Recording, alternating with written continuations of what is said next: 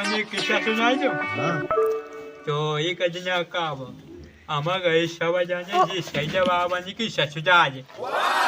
તો અમારી સોચી હે કે સસુરાલ જાય તો જાય તો જીતે હાથે જાતે હচ্ছে લગાતા ના કામ કરો પછી લઈ જાવું હું છેલ્લે બધાલી મેથી ગઈ શિમલા મિર્ચ મને ચિક્કા સો પડવા જ નયો આપણે ખૂબ જ આવે મેં अच्छा सो मैं तो अच्छी निकलो तो डाल जाएगा पहुंच गए ससुराल तो मैं जा चक्का में एक निकाल चलिया में तो पका जाए जाए गली से खाई लूँ फिर कहीं कहीं चिकन जाए फलो खा लूँ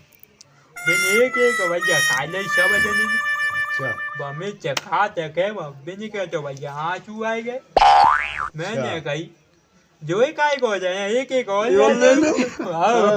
क्यों रही जो ही काय को जाए और ले लो हाँ हाँ जो ऐसी कचू बात है वो तो वक्त हमारे